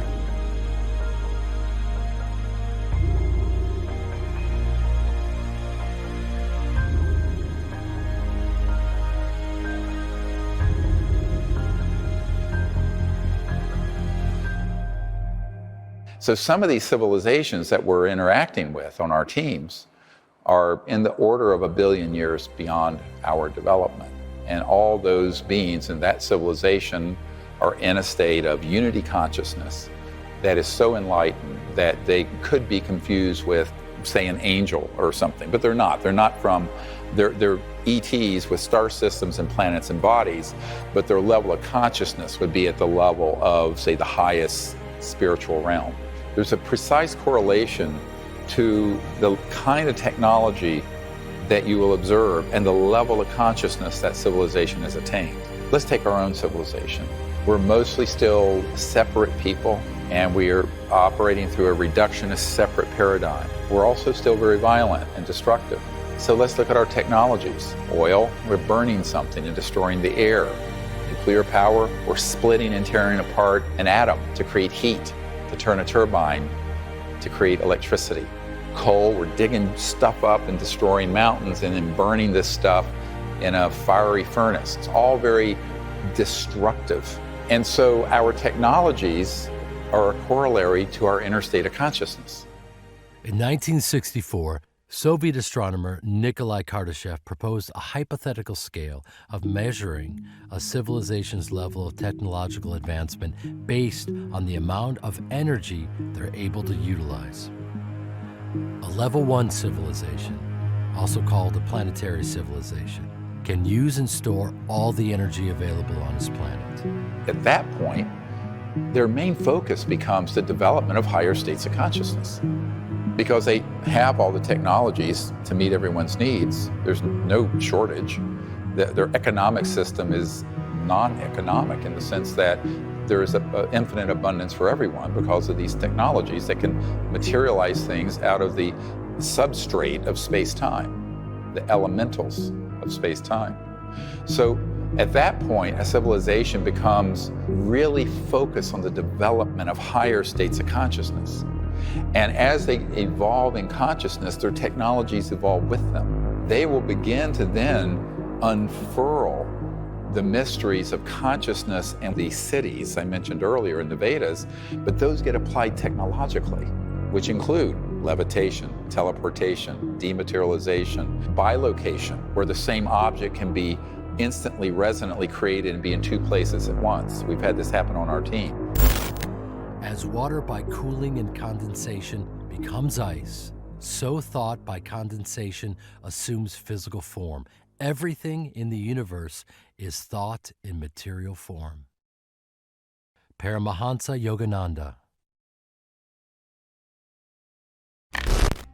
I like this story of this Lockheed Skunk Works top secret witness who defected. He was trying to learn a technique to go into meditation but then astrally project. And he did. And he went up out of his body with his astral body of light, went up into the air and slammed right into the side of an ET spacecraft. Well, what he couldn't understand was that when he bumped up against the ET spacecraft with his astral body, the body all of you, when you have a lucid dream and you're flying over the water or flying over, that is your body of light. Same thing when you have a near-death experience, you go in your body of light. Well, his astral body hit the side of this craft and it rocked it. And then he popped inside and the ETs were looking at him like, my God, why don't you watch where you're going? Cosmic faux pas. But he moved the ship. He says, how did my astral body move that ET spacecraft? I said, because the density of that spacecraft, resonantly, energetically, was identical to your astral body, because with the naked eye, it was shifted out of 3D into this dimension that is increasingly conscious energy and conscious forms. And since like can interface with like, your density of your astral body and that craft, because it was shifted to that level, it could interact with it. Now, had it been a 3D craft that had stepped down, like a transformer, stepped down into full 3D, he would have gone straight through it, because the density would have been different. The resonant field interface would have been different. And when I explained that to him, he said, now I understand so many things that have happened between me and ETs. The great thing about CE5 is it's anything but remote. It is true contact. Oh my God. That was great. During a CE5 expedition at Mount Shasta, Dr. Greer and his team were in contact with an interstellar object and its occupants in the field in front of them. Suddenly, this light ship lifted off from the ground and turned left, phasing in and out of 3D spacetime before vanishing in clear skies. This was visible to the naked eye for everyone present. You know, Dr. Greer says our first interest is an academic interest, and in my case, that was how I got into this. But very quickly after that, it changes to a heart, mind, and soul connection that is really a very powerful driving force in your life. And it's important to go from the academic interest to the experience level. And that's what happens very quickly. You make this transition to an experience of this new lifestyle, this new understanding of our place in the universe. We wanted to take action because it's important to not only learn about this academically, but then to take action on it. It was very empowering for me because I felt like they helped to let us know that we are on the right path and then we have the power to make a change. It changes you completely. It changes your heart. And then your entire life changes.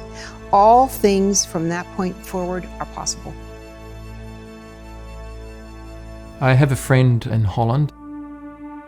Her name's Linda, and she has some very amazing footage that she's captured. First, I came from Esdalen, that's Norway, where you have a lot of activity there. I wanted to go to bed, and something said, no, you have to go outside.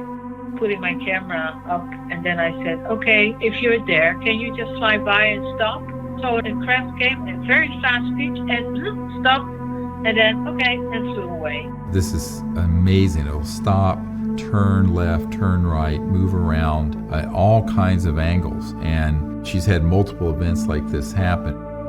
What will be evident in that footage is what she has actually asked for them to do. So I know there's one case where she has told me herself that they have produced a V shape, and she requested that in consciousness. So I looked up and suddenly something appeared in front of me. And then I said, "Are you there?" And then they come out. They divided themselves in 6 balls and then 3 balls. And there were lots of other lights. We see this quite often, but it's very unusual to get it on video. And this is why it's a fantastic example of the kind of maneuverability that these spacecraft can make. I really do love it when people get things like that and they can show people that are new to the subject, because it's really inspiring.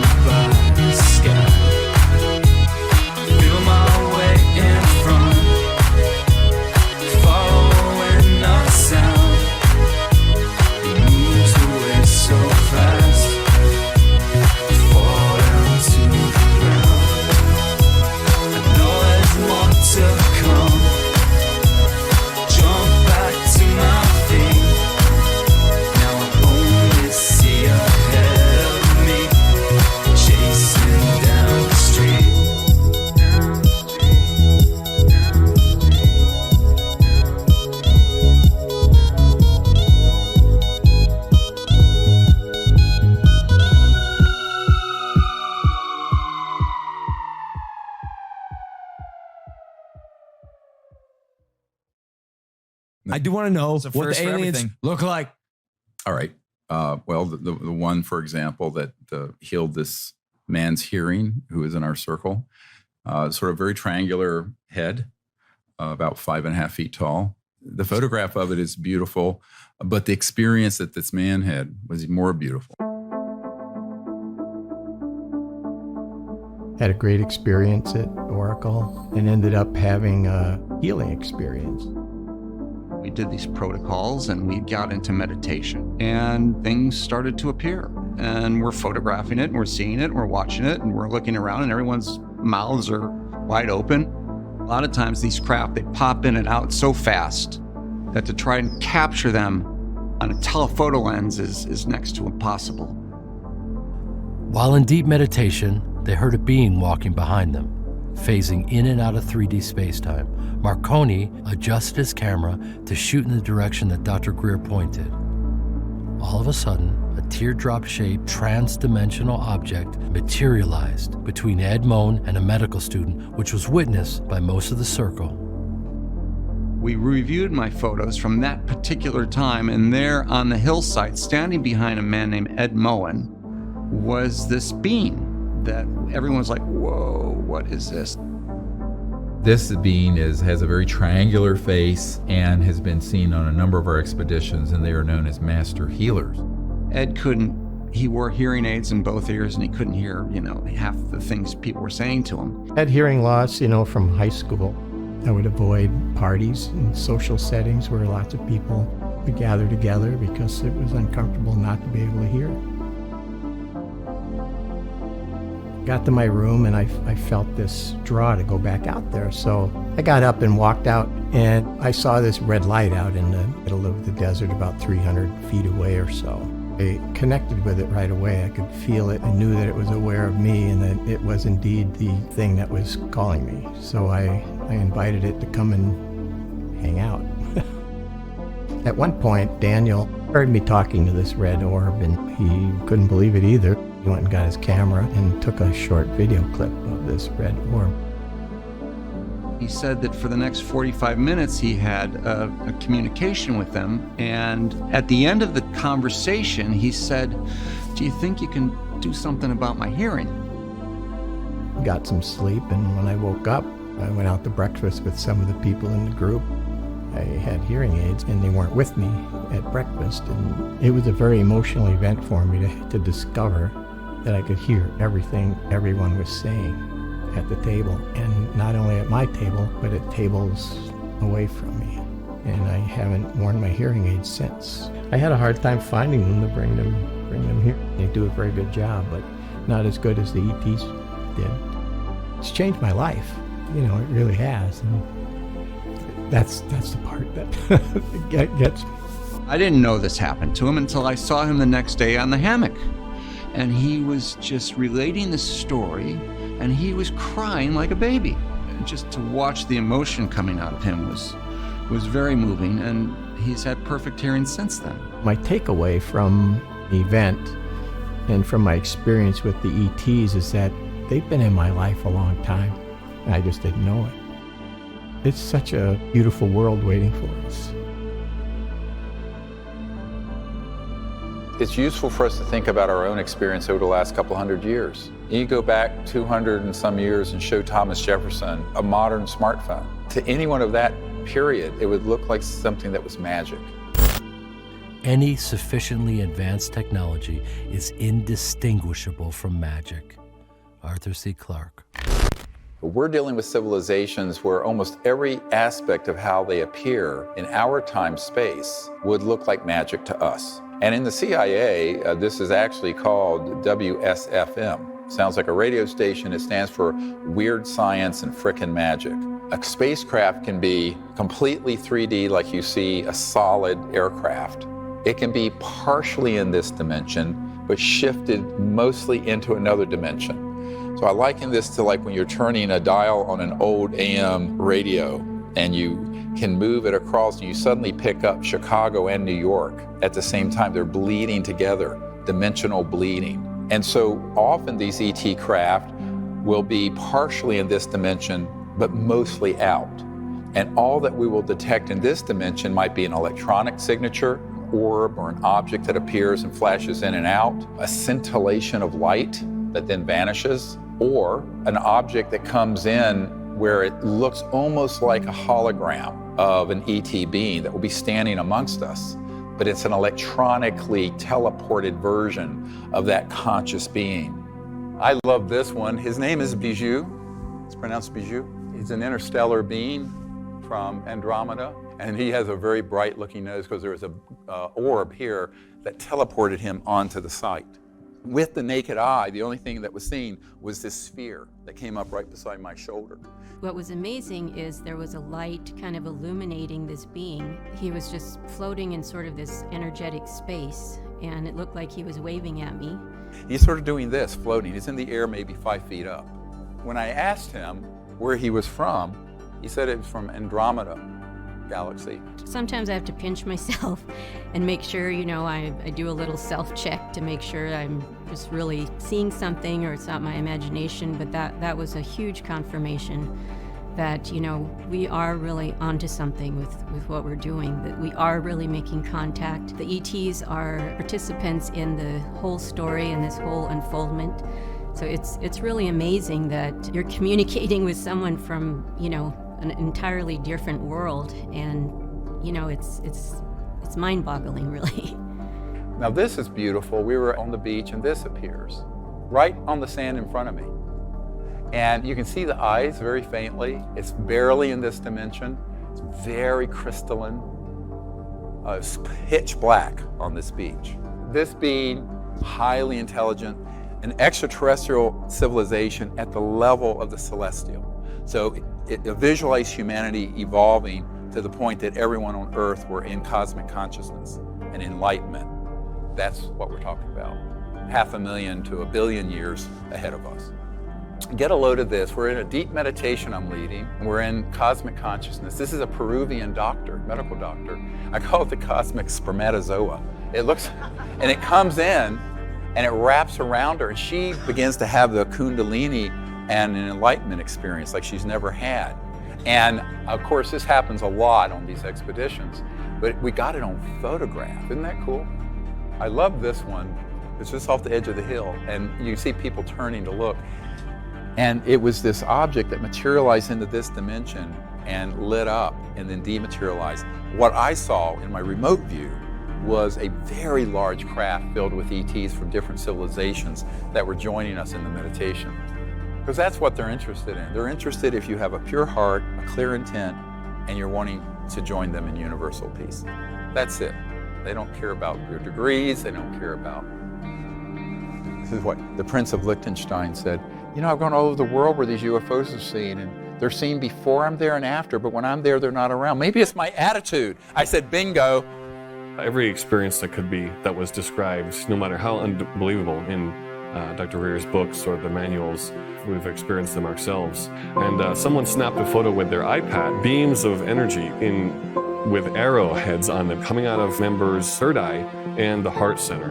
When we look closer at the photo here, there was a silhouette, and they were standing, before we had broken the circle, they were standing under the hands of people as we had held hands there. So you could see a bald being with a long robe, about 4 feet tall. So that was an amazing shot. What I began to understand is that there's this whole spectrum of phenomena that involves 3D matter, light, sounds that emerge, tonality, electromagnetic interface. For example, we have electronic devices we'll have out, like a radar detector, magnetometers that pick up the magnetic field shift. Those will all start being activated when a craft is approaching. And we're out in the middle of the wilderness where there's no source of this electromagnetic radiation, but they'll start communicating in a specific cadence and a repeatable cadence. And I call this trans-dimensional electronic communication. And they will actually take over the circuitry of these electronic devices we have out in the desert and begin to do a specific communication. Now you have to decode it, but it's reproducible. And their different civilizations will have a different pattern. So this is an electronic version of them making contact. On the shores of the Outer Banks in North Carolina, ETs produce these tones via the team's radar detector.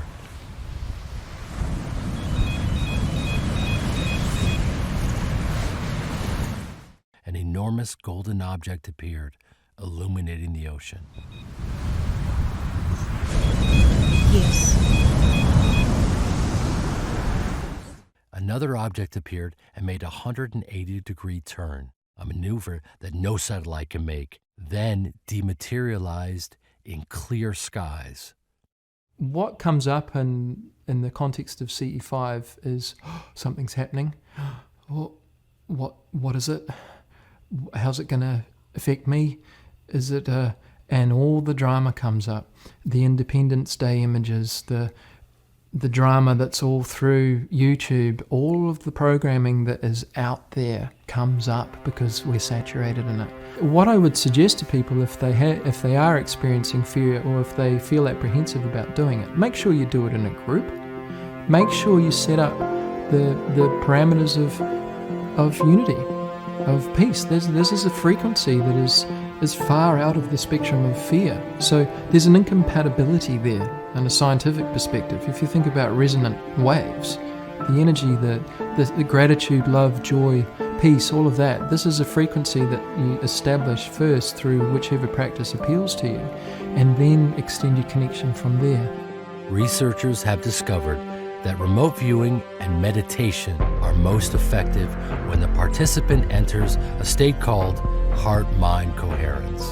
The human heart contains 40,000 neurons that can sense, feel, learn, and remember. You can bring your mind and heart into this coherent state and have more access to intuitive knowing by consciously focusing on positive emotions during your meditation. These beings they respond to our thought. They respond to our thought, so they will not be invasive. And if you're feeling like you want to continue whatever contact experience that is happening, but there may be a bit of residual fear that you're trying to work through, tell them. Say, look, I'd love to carry on doing this, but I feel a bit scared right now. Can you help me with that? And they will. And that's the other evidence I know they're not hostile. We've been all over the world thousands of hours with thousands of people, have had all manner of contact at a distance, intimately, beings, ET beings appearing in our rooms, all kinds of things. No one has ever been harmed. No one has ever been harmed at all. This isn't an official document on the FBI website, sort of hidden in plain sight. But it really confirms everything that we're explaining, but also the experience we've had. And this isn't from 1947, so this is 72 years old. He goes through and describes that they are peaceful people. They traverse these dimensions, that they have these abilities in consciousness. He even relates to some of the Vedic terms of the kind of capabilities witnessed from these beings. All matter originates and exists only by virtue of a force which brings the particles of the atom to vibration. I must assume behind this force the existence of a conscious and intelligent mind. This mind is the matrix of all matter. Max Planck, founder of quantum theory. Even though what I'm doing with CE5 is what I'm most ridiculed for, it was the project that got the most respect and attention from the intelligence community because they knew it was real. They knew the science of consciousness is real. They knew that these ET civilizations utilize communication technologies that interface with thought and telepathy and consciousness. They all know this. This is an open secret in the intelligence community. We all think that power is derived from your weapon system, your financial clout, the usual materialistic paradigm. The reason that the deeper elements of the intelligence community have this intense interest in it and don't want the public to know is that, first of all, it is extremely efficient spycraft, which they don't want others to have. Secondly, they know that if people understood the power of consciousness and of mass consciousness, they would be able to completely change the direction of the planet. That is, to me, the big secret. Most people have heard of the random number generator studies through the Global Consciousness Project. A question tonight, can you actually measure the emotional outpouring in a worldwide crisis? Sometimes scientists think that they have done just that. Their machines and computers found a bizarre pattern right after several global disasters. This was an experiment in which researchers placed dozens of random number generators around the world and analyzed their data to see if they could discover anything about global or collective consciousness. On September 11th, a few hours before the first plane struck, this network of random number generators became more coherent, less random and more coherent. It may sound bizarre, but Dr. Nelson and his team have been at this for the better part of a decade. The first spike showed up in 1997 with the death of Princess Diana. Other events like the Concorde crash, the Madrid train bombing, and the Pope's funeral all registered on those random number generators. But early on the morning of September 11th, the data went off the charts. The odds of this being a coincidence is less than 1 in 100 billion. This shows there is a deep relationship between collective consciousness and the physical world. Sociology studies of meditators, where they go into a community, say you have a town of 200,000 people, and they would send in 1% of the population equivalent, 2,000 people, to go into deep meditation. And they found that emergency room visits declined, violent crimes declined, robberies, all kinds of negative behaviors declined, even though those people didn't even know they were in the city. Because there is this resonant effect through the force, if you want to look at it that way, through this entangled, interwoven consciousness field. And people who didn't even know these meditators were there became more ordered, more peaceful, more happy, etc., and so on. This was actually based on the studies done in quantum physics in which a container of helium was cooled down to absolute zero. When only 1% of the helium became aligned to coherence, the entire container went through a phase transition, instantly shifting into coherence and taking on almost magical properties, a state called superfluidity. So there was this transformation at that 1% point. When a critical mass of people, and whether it's 1% or a fraction of that, depends on the state of consciousness of those who are practicing the meditation or a prayer or coherence. But at that point, you can shift an entire civilization. If we all become coherent, just 1% of us, like a molecule of helium, and we become aligned and coherent and move in the right direction, it will transform the other 99%, even though they don't know that we're doing it. And that's the beauty and the power of the structure of non-locality in consciousness, is that it's all interwoven, but there's enormous power when you're operating at that deeper level of consciousness. And that the intelligence community is very much afraid of, because that's something, A, they cannot control, and B, it would transcend their ability to alter the outcome. The total number of minds in the universe is one. In fact, consciousness is a singularity phasing within all beings. Dr. Erwin Schrödinger, Nobel Prize-winning physicist. I'll tell a really funny story. In '92, the head of Army intelligence and a few of his minions intercepted me and took me to a hotel room, very threatening. There was a National Security Agency person there, CIA people. They were saying, "What the hell do you think you're doing? Teaching people to bypass our systems and contact these civilizations." I said, "I don't recognize your authority over this matter." And then I looked them in the eyes and I said, "I'm not afraid of you, because I died when I was 17, and I know there is no death. I don't care about your money, and I've had direct contact with these civilizations, so you can't deceive me about who they are and why they're here." And the general just sat back like this and went, "Well, we know exactly who this son of a bitch is." And I said, "Yes, so this is what we're going to do." It was very frustrating for them, but later, a member of one of the European royal families, who I don't want to name, who was involved with that crowd, came up to me and she said, "You know, they're very jealous of what you and your team are doing." I said, "Jealous of what? These are the most powerful people." And he says, "No, they know that you guys actually collectively have all the power, and they wish they could do what you're doing, but they're in the box of this national security state program that they cannot escape from, and you're free. You're a free agent. You're free to do wonderful things, and they're not, and they're really jealous of what you guys are doing." It was a real insight into the sad psychology of the people who are in this pinched, small world. So I say to the public, you should be happy that you're not part of all of that. You have the freedom to do things they can never do. So let's do it. It's good to know that we have the tools we need when we apply C5 protocols. So anybody can do it, no matter where you're from, what background. You can just learn the protocols. We have a lot of friends from around the world who never been on one of these expeditions, and they just go online and use the protocols and apply them and have wonderful experiences.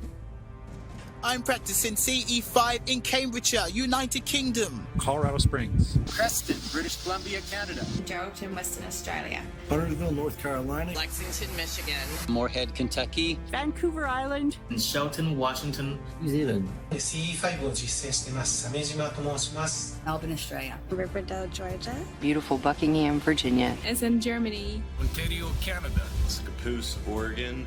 Vancouver. Guadalajara. Sydney, Australia. Winchester, Virginia. And Darlington, England. Orlando, Florida. Knoxville, Tennessee. And Freistadt in Austria. Dubai, United Arab Emirates. Alexandria, Virginia. Beit Shemesh, Israel. Albuquerque, New Mexico. Japan, 江ノ島チームです。C5 やってます。 Indianapolis, Indiana. England. Signet, Tasmania. We are doing a CE5 in Hong Kong and making history. People from all walks of life are becoming interstellar ambassadors and experiencing transcendent states of consciousness in union with these beings. Thousands are making contact by simply using the guided meditation in the CE5 Contact app. It's up to the children of Earth to become active participants in the unfolding of our universe and not leave it to the power elite. Once we reach a critical mass of people, a coherent and enlightened minority can transform the rest of humanity instantly. It's more about what your intent is. Do you have a pure heart, for lack of a better word? Do you have a clearness in your mind and in your heart? Can you bring your mind and heart into resonance together and invite these civilizations to connect with you in this great purpose, this great journey that we're launching on as a civilization where we are going to become interstellar. Interestingly, there was a colonel named Philip Corso, and Colonel Corso wrote a book the day after Roswell, and one of the events that wasn't known was this encounter he had with an ET at White Sands missile range, and right not far from where the first atomic bomb was dropped. And this was 1956, and an interstellar vehicle came in and it landed. So he gets in his Jeep, rushes out there, it's his young, brash colonel, and has a meeting, an encounter with this ET. At a certain point, the ET asked the colonel to switch off these radar systems that had piggybacked on them, electronic warfare systems that were knocking these spacecraft down. And the colonel leaned in and said, "What's in it for me?" And the ET looked at him and said, "A new world, if you can take it."